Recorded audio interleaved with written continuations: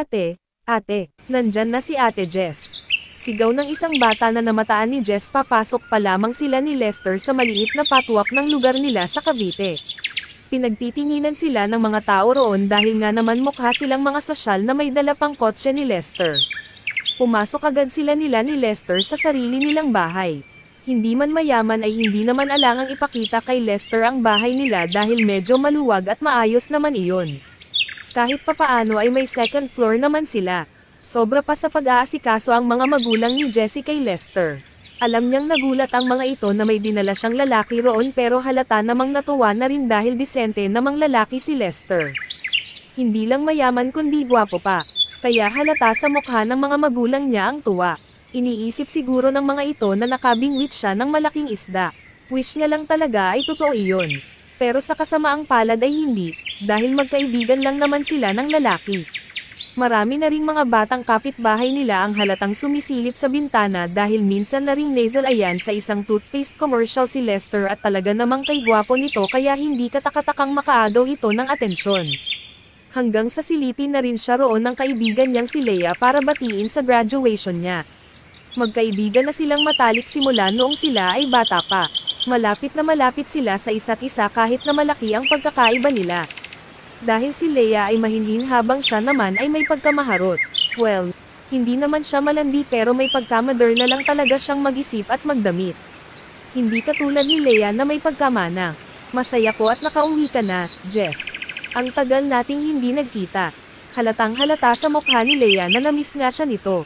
Para kasing mangiyak-ngiyak nga ito. Umiti siya sa kaibigan. Naalala tuloy niya ang isa sa mga dahilan kung bakit siya sa Maynila nag-aral noon. At iyon ay dahil sa inggit niya sa babaeng ito. Matalino siya pero mas matalino si Leia. Mas maganda, mas magaling sa sports. Mga bata pa lamang sila ay madalas na napagkukumpare na sila. Palagi siyang pangalawa sa pinakamagaling. Ito ang palaging nangunguna kaya naman pinili niya na sa Maynila na mag-aral dahil sawang-sawa na siya sa pakikipagkompetensya rito. Sawa na siya na maging insecure. Pero sa kabila ng inggit, alam niyang sa kaibuturan ng puso niya ay mahal na mahal niya ang kaibigan. Magkaribal sila sa lahat ng bagay pero mabuti itong tao. Kaya iginagalang niya ito. Sa Manila ay nakilala ni Jess si Lester at naging mag-best friend sila dahil pareho silang irregular noon sa klase. Mabait si Lester, maputi, matalino at maraming talento. Maraming babae ang naiinggit sa kanya kapag nakikita sila nitong magkasama. Kahit na pagkakaibigan lang lahat ng iyon para kay Lester ay proud na proud pa rin si Jessie na ipakilala ito sa kahit na sino bilang best friend niya. Hanggang sa makagraduate na silang pareho. Sinabi niya na gusto niyang umuwi sa probinsya nila sa Cavite para magpahinga na lang muna ng 2 buwan pero nagpumilit na sumama sa kanya si Lester dahil gusto rin daw nitong magbakasyon at magpalamig sandali bago tuluyang maghanap ng trabaho. Pumayag naman siya dahil iniisip niya na baka pagkakataon na niya iyon para mapaibig ito. Pero mukhang nagkamali yata siya ng desisyon dahil napansin niya na parang titig na titig yata si Lester ngayon kay Leia. Kinalabot pa siya ng lalaki na ipakilala raw ito kay Leia. Mukhang tinamaan agad ang lalaki. Ito nga pala si Leia, Lester. Kaibigan ko siya mula pa sa aking pagkabata. Leia, siya naman si Lester, ang naging kaibigan ko sa Manila, pakilala niya sa dalawa. Nagkatitagan naman ang dalawa at parang ayaw pang magbitaw ng mga kamay kundi lang siya tumikim. Napansin niya na parang nahihiya pa si Leia. Pero, hindi na ito pinakawalan pa ni Lester at parang bigla na siyang naglaho sa eksena. 1 hour later. Jessie, boyfriend mo ba si Lester? Nagulat siya nang bigla siyang tinanong ng ganoon ni Leia. Kasalukuyan silang nasa terrace nila habang nasa ibaba naman ang halos lahat ng tao dahil sa paghahanda para sa fiesta. Nagpapalamig lang sila saglit ni Leia doon habang hinihintay na matapos maligo ang papa niya. Sila na ni Leia ang susunod na maliligo. Hindi. Bakit? Parang walang ganang sagot niya. Nai-sense na niya ang ibig sabihin ni Leia. May gusto ito kay Lester. Halata naman. At wala naman yatang hindi magkakagusto kay Lester dahil ubod ito ng gwapo at parang sadyang iniregalo ng Diyos para sa mga kababaihan. Ah, wala naman. Pero wala ka bang boyfriend ngayon? Makulat na tanong nito. Bakit ka ba parang naniniguro? Iniisip mo ba na baka agawin ko sa'yo si Lester? Bakit kasi hindi mo pa ako direstuhin? May gusto ka sa kanya, no? Paghihinala niya. Hindi. Wala akong gusto sa kanya. Pagkakaila nito pero namula naman. Huwag mo nang itanggi dahil hindi naman nakapagtataka iyon. Halata namang may gusto rin sa'yo si Lester. Kung nakikita mo lang ang mga lagkit ng titig niya sa'yo. In fact, bagay nga kayong dalawa. Parehas kayong mestizo at mestiza, mapait na sabi niya. Napansin naman niya na parang nalungkot si Leia. Sa tingin mo ba talaga ay bagay kami, ha, Jess? Nagulat siya sa biglaang tanong na iyon ni Leia. E di lumabas din ang totoo. May gusto nga ito kay Lester. At siya pa talaga ang tinanong nito. Natitagan niya si Leia. Napakagandang babae. Ito ang tipo ng babae na simple lang at hindi na kailangang mag-effort sa pag-aayos para lumabas ang tunay na ganda. Mahinhin din ito, pinong kumilos, matalino at malambing kung magsalita. Hindi nakapagtataka na nagustuhan ito ni Lester kahit na mahirap lang ito. Masakit mang aminin pero bagay nga ang dalawa. At sepwere na naman siya, natalo na naman siya ni Leia. I have to admit na bagay nga kayo. May gusto ka ba kay Lester, Jess? Diretsang tanong nito, nanlaki ang mga mata niya sa narinig. Paano nitong nalaman? Masyado ba siyang obvious? Does it matter? Ikaw naman ang gusto niya, kunwer ay bale walang sagot niya. Bamantong hininga ito, kung ako ba ang makakatuluyan niya ay magiging masaya ka ba, Jess? Hindi ba sasama ang loob mo? Muling tanong nito, matagal bago siya nakasagot. Oo, kung ikaw ay hindi na masama, Leia. You're my best friend at mas gugustuhin ko pa na mapunta siya sa iyo kaysa ang mapunta siya sa iba. Huling sinabi niya saka na umalis sa harapan nito at bumaba na para silipin ang papa niya kung tapos ng maligo. Several days later. Lumipas pa ang ilang araw at natuklasan ni Jess na na-love at first sight sa isa't isa sina Lester at Leia hanggang sa tuluyan nang maging magkasintahan ang mga ito.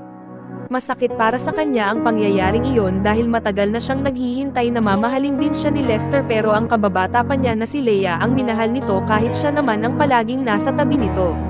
Mahal man niya si Lester ay mahal din naman niya si Leia. Bukod doon ay hiningi naman nito ang consent niya noong fiesta pero hindi lang niya inakala na magiging ganoon kabilis.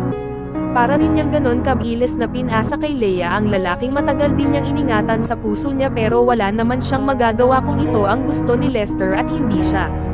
Bilang mabuting kaibigan ay nagparaya na lamang siya nang hindi nalalaman ng mga ito. Hanggang sa nagdesisyon ng magpakasal ang dalawa. Nang gabing iyon, bago ang kasal ay sinadya pa siya ni Lester sa kanila.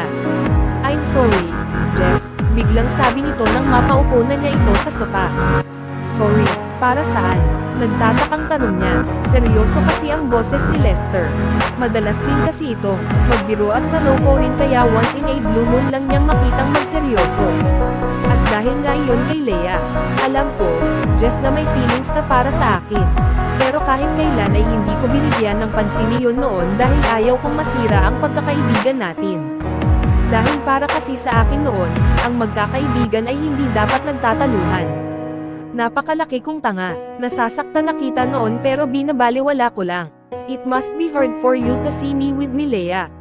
Kaya sana ay mapatawad mo ako, seryosong sabi nito na nakatingin pa ng diretso sa mga mata niya. Nagulat siya, alam naman pala nito ang totoo. Alam din nito na ipinagmumuka lang niyang tanga ang sarili niya sa tuwing nagpapanggap siyang masaya sa tuwing magkasama ang mga ito. Pero syempre ay pinilit pa rin niyang itinago ang sakit sa kanyang mga mata at bigyan ito ng nakakaunawa at totoong ngiti. Wala na yon, Lester. Kung ano man ang nararamdaman ko para sa iyo noon ay matagal ko nang tinanggap na hindi na magkakaroon pa ng katuparan. Kaibigan kita at kaibigan ko rin si Leia kaya masaya ako para sa inyong dalawa, sincere na sabi niya. Bigla itong napangiti pagbanggit niya sa pangalan ng babae. Huwag mo namang masyadong ipahalata na patay ka sa kanya. Kasi kakasal na kayo, pagbibiro pa niya. Dahil totoong patay naman talaga ako sa kanya, Jess. Walang makapaghihiwalay sa aming dalawa. Kahit pa ang kamatayan, nakangiti pero seryoso pa ring sabi nito.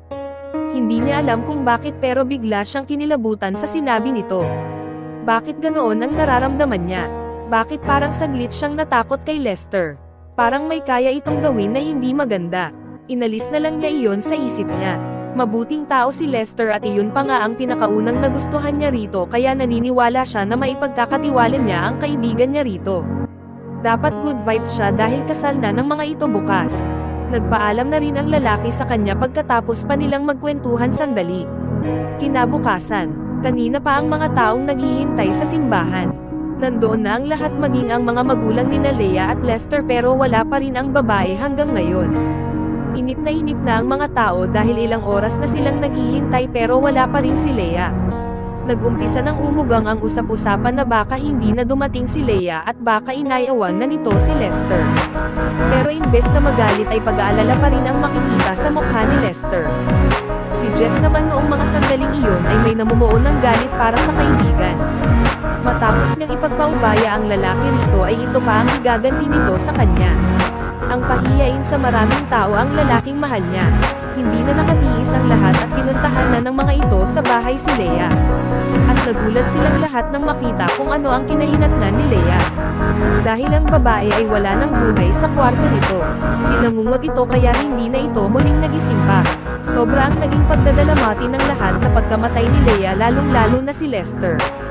Palagi itong naglalasing at halos hindi na kumakain. Nag-aalala na ang lahat para rito pero ayaw nitong makipag-usap sa iba kahit pa sa mga magulang nito. Ilang linggo pa na ganoon hanggang sa maging maayos na rin ang lagay nito bagamat wala na iyong ngiti na palaging nasa mukha nito noon. Humiling din ang lalaki sa mga magulang nito na roon na lamang sa probinsya tumira kung saan namatay si Leia at mangingisda na lang daw ito sa dagat. Nag-aalala man ay wala namang magawa ang mga magulang nito kundi pagbigyan na lang ang anak. Kaysa naman daw magpakamatay ang lalaki sa sobrang lungkot. Sa paglipas ng ilang buwan ay unti-unti na ring nawala sa isipan ng mga tao ang pagkamatay ni Leia. Maging siya ay kinailangan na ring bumalik sa Manila para roon maghanap ng trabaho. Gusto man niyang samahan si Lester ay ayaw naman niyang samantalahin ang pagkakataon na malungkot ito para lalo siyang mapalapit dito. Nagtrabaho siya bilang call center agent sa teleperformance kaya naman panggabi talaga madalas ang pasok niya at umuuwing mag-isa. Nasa banyo siya noong mga oras na iyon at nagme-makeup nang mapansin niya na parang medyo bukas ang pintuan ng isang cubicle. Nabitawan niyang bigla ang face powder dahil nagulantang siya nang makita na may nakatuntong sa bowl ng banyo roon. Isang babaeng puting-puti ang mukha at namumula ang mga nanlilisik na mga mata. Magulo rin ang buhok nito at umiiyak ito ng dugo na tumutulo na sa puting duster na suot nito. Si Leia. Napatili siya sa nakita pero walang ibang tao sa banyong iyon kundi siya.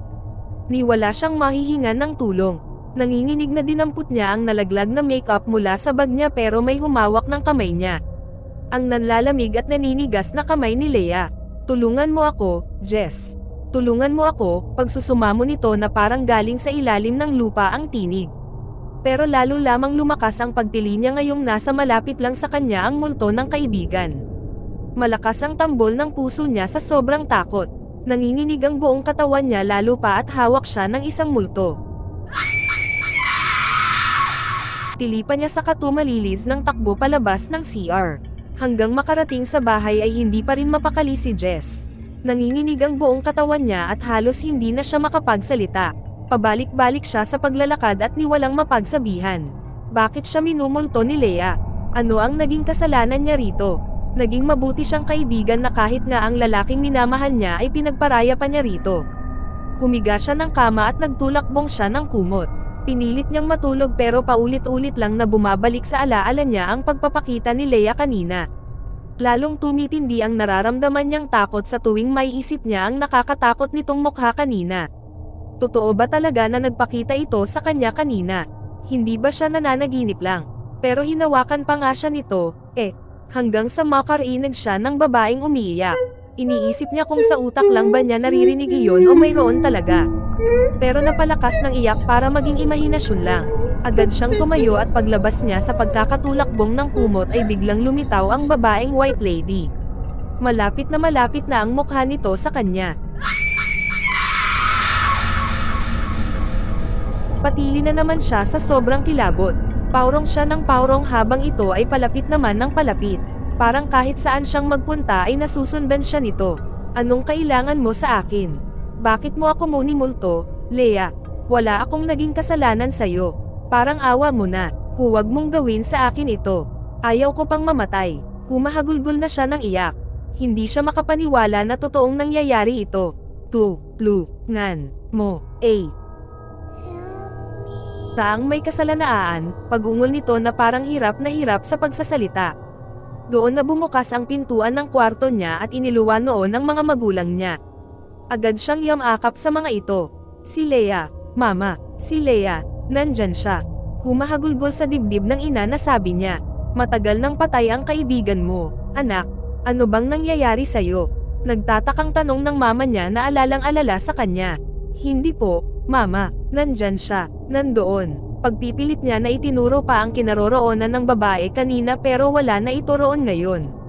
Nagkatinginan na lamang ang mag-asawa na iniisip na baka may sira na sa pag-iisip ang anak nila. Several days later. Dumating din ang araw na naging maayos na rin ang pag-iisip ni Jess. Bumalik siya sa probinsya para puntahan doon si Lester. Marahil ay may dahilan kung bakit sa kanya nagpakita noon si Leia at sigurado siya na may kinalaman doon si Lester dahil sinabi nito noon sa kanya na ang lalaki ang may kasalanan. Kung ano man yon ay iyon ang kailangan niyang alamin. Hanggang sa marating niya ang bahay ng lalaki. Nakailang katok na siya sa pinto ni Lester pero hindi nito binubuksan ang pinto. Hanggang sa makulitin na rin siguro kaya pinagbuksan na siya. Ano bang problema mo? Iritableng tanong nito. Nagulat siya nang makita ito. Ang layo na nito sa Lester na minahal niya noon. Nangayayat ito ng gusto lalo na ang mukha nito. Tinubuan na rin ito ng bigot at parang napabayan na nito ng gusto ang sarili. Ano ba, magtititigan na lang ba tayo rito? Antag sa kanya ng lalaki kaya bumalik siya sa kasalukuyan. Maging ang tono ng pakikipag-usap nito sa kanya ay nagbago na rin. Hindi na malambing at masigla. Para bang hindi sila nito naging magkaibigan. Gusto kitang makausap, Lester. Tungkol kay Leia, agad niyang sabi. Wala na tayong dapat pag-usapan tungkol sa kanya. Kinalimutan ko na siya. Pag-iwas pa nito na isasara na sana ang pinto. Nagpakita sa akin ang kaluluwa ni Leia at nabanggit niya ang pangalan mo. Biglang sabi niya, napalakas ang boses niya dahil ayaw siya nitong pakinggan. So, may third eye ka na rin ngayon ha, Jess. College pa lang tayo ay mahilig ka ng magbiro. Naaalala mo ba nung sinabi mo sa akin noon na may gusto rin sa akin ang ultimate crush kong si Angelica? Nilapitan ko siya noon at tinanong kung totoo ang sinabi mo pero napahiya lang ako at sinabihan pa akong pilingero. Nagsinungaling ka dahil ang sabi mo ay April Fool's Day naman. So, ano yang sinasabi mo ngayon? Kalokohan na naman ba? Ano, Jess, tatawa na ba ako? Nakakalokong sabi nito na dinamdam pala ang ginawa niyang pagbibiro rito noong college.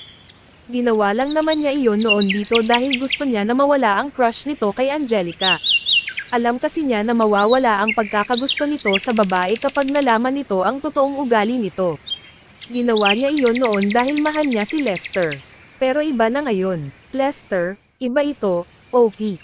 Seryoso ako. Sa tingin ko ay hindi pa rin natatahimik ang kaluluwa ni Leia hanggang ngayon kaya siya nagpapakita. Hindi ko alam kung bakit sinasabi niya na ikaw ang may kasalanan pero sa tingin ko ay hindi lang siya basta namatay dahil sa normal na kamatayan. Sa tingin ko ay kailangan natin siyang tulungan. Hindi ako interesado, pero hindi na niya naituloy ang sasabihin dahil pinagsarhan na siya nito ng pinto. Pero hindi siya susuko. Ang akala siguro ng lalaki ay aalis na lang siya basta. Alam niya na kapag ginawa niya iyon at baliwalain na lang basta-basta ang mga pagpapakita ni Leia ay hindi rin siya titigilan nito. At isa pa, hindi niya alam kung bakit pero naghihinala talaga siya sa mga kinikilos ni Lester. Parang may hindi normal. A few moments later. Nagawa niyang makapasok sa bahay nito dahil na rin sa may kaalaman siya sa pagbubukas ng mga pinto kahit na walang susi. Madalas kasi siyang pagsasaraduhan ng pinto ng papa niya noong mga bata pa lang sila ni Leia kapag naggagala sila.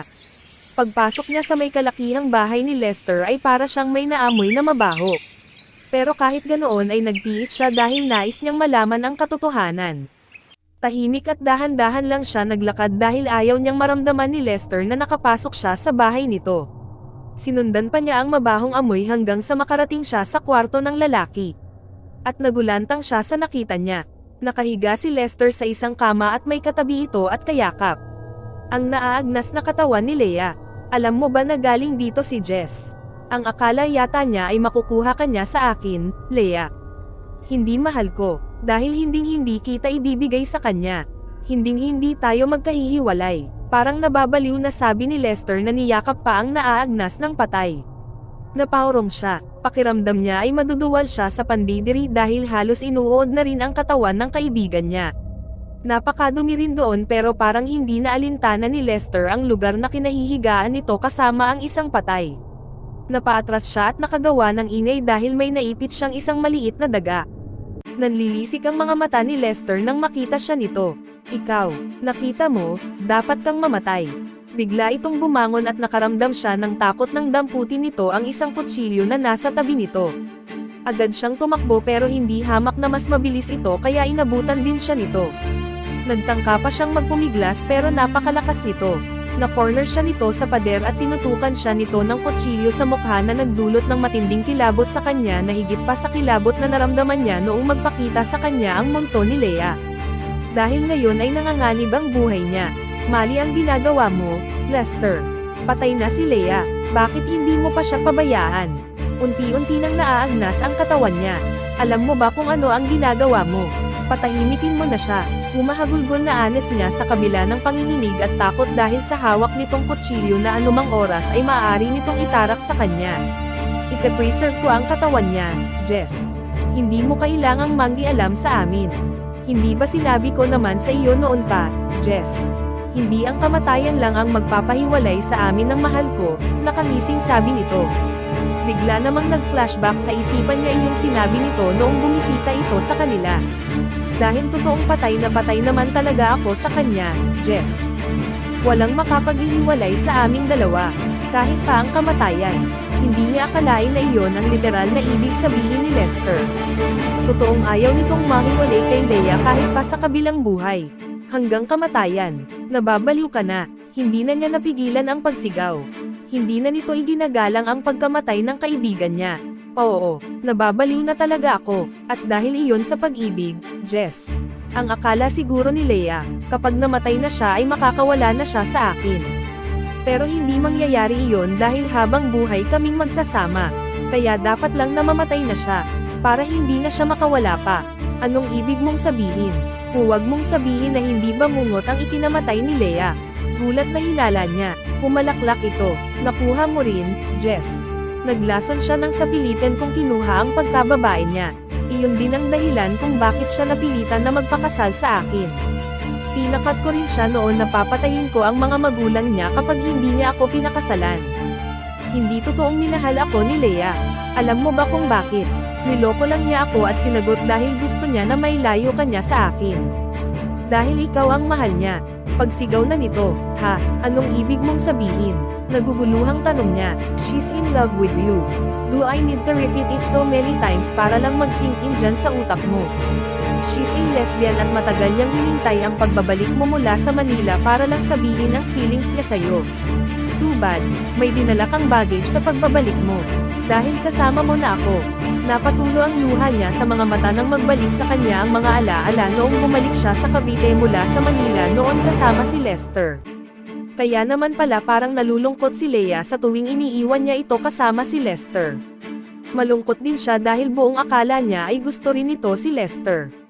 Buong akala niya ay pagpaparaya ang ginagawa niya para sa 2 taong nagmamahalan pero hindi pala. Dahil naging oblivious siya sa pagmamahal sa kanya ni Leia at hindi inakala kahit na kailan na isa pala itong lesbiana dahil sa ayos at galaw nito na babaeng babae. Ilang beses din itong sinabi sa kanya noon na mahal siya nito, pero inisip niya noon na pagmamahal lang para sa isang kaibigan iyon. Mahal din niya si Leia bilang kaibigan kaya ipinagparaya niya si Lester noon para maging masaya ito pero mali pala ang ginawa niya. Dahil nagdusa lamang ito, nagdusa ito nang hindi niya nalalaman at napagsamantalahan pa. Iniisip niya siguro na makakatakas na siya sa akin kapag pinatay niya ang sarili niya. Hindi ko maintindihan kung bakit mas pipiliin pa niyang mamatay kaysa ang magpakasal sa akin. Dahil ba sa'yo ha, Jess? Ano bang mayroon ka na wala ako? Ang magmahal sa kapwa niya babae ay isang malaking kalokohan, Jess. Sa akin lang si Leia at hindi mo siya maaagaw sa akin. Ikaw ang may kasalanan kung bakit hindi niya ako nagawang mahalin kaya dapat lang na mamatay ka na rin. Nangilabot siya nang bigla nitong may tarap sa may bandang yulunan niya ang kutsilyo. Mabuti na lamang at nakaiwas siya kaya hindi siya tinamaan. Hindi niya akalain na kaya nitong gawin ang mga bagay na iyon. Ang takutin si Leia para magpakasal dito. Ang panghahalay nito sa kaibigan niya. Ang pagtatangka sa buhay niya ngayon na para bang wala silang pinagsamahan. Hindi niya akalain na minahal niya ang baliw na lalaking ito sa loob ng 5 taon. Napakasama mo, wala kang kaluluwa, pagsigaw na niya, para bang noong mga sandaling iyon ay nakalimutan na niya ang takot. Ang nasa dibdib lang niya ay ang galit para rito. Sabihin mo na kung ano ang gusto mo, Jess, pero hindi ako papayag na pati ikaw ay humadlang sa pagmamahalan namin ni Leia, kaya kailangan mo nang mamatay. Biglang nanlisik ang mga mata ni Lester at akmang sasaksakin ulit siya nang biglang umalangaw sa kwarto ang putok ng baril. Ang mga pulis ang bumaril dito. Bumagsak sa sahig si Lester. Sa dibdib ito tinamaan. Leia, magsasama na rin tayo, oh. Mahal na mahal kita. Inangat pa ni Lester ang kanang kamay nito papunta sa gawin ng bangkay ni Leia na nasa ibabaw ng kama. At doon ay nalagutan na ito ng hininga. The next day. Agad nang inayos ng mga magulang ni Leia ang muling pagpapalibing sa anak ng mga ito. Hinukay kasi ni Lester ang bangkay nito ilang araw lang pagkatapos itong mailibing. Inamin din ng mag-asawa na alam ng mga ito ang totoong dahilan ng pagkamatay ni Leia, pero natakot sila sa kayang gawin ni Lester dahil isa itong tao na may mataas na antas sa lipunan, kaya naman pinalabas na lang nila sa lahat na bangungot ang ikinamatay ng anak. Pero nang malaman ng mga ito na umuwi raw siya para kausapin si Lester ay nagkaroon ng masamang kutob ang mga ito, kaya pinasundan na siya ng mga ito sa mga pulis. At doon na nga sila naabutan ng mga ito na akmang sasaksakin na siya ni Lester. Ang katawan naman ni Lester ay dinala ng mga magulang nito sa Maynila. Hindi natupad ang huling hiling nito mula sa diary nito na itabi ang katawan nito sa puntod ni Leia kapag nalagutan na rin ito ng hininga. Sa poot pa lamang ng mga magulang ni Leia dito ay halos gusto ng sunugin ng dalawang matanda ang bangkay ng lalaki. Nabulgar din sa mga tao ang lahat ng mga ginawa ni Lester bago ito namatay, kaya naman nag-iwan pa ito ng kahihiyan sa pamilya nito bago bawian ng buhay. At siya naman ay kasalukuyang nasa libingan ulit ni Leia. Nanghihinayang siya sa pagkakaibigan nila ni Leia. Bata pa ito at marami pa sanang maaaring gawin sa buhay nito. Hindi niya hinuhusgahan si Leia kung ano man ito. Siya ang nahihiya sa sarili niya dahil nagawa pa niyang kainggitan ang taong nagmamahal pala sa kanya ng totoo. Pero kahit na naging malagim ang sinapit ng kamatayan ni Leia na hindi man lang nito nasabi sa kanya ng harapan ang feelings nito, ay nararamdaman niya na masaya na rin ito. Dahil nailibing na ito ng maayos at nakamit na nito ang katarungan. Wakas.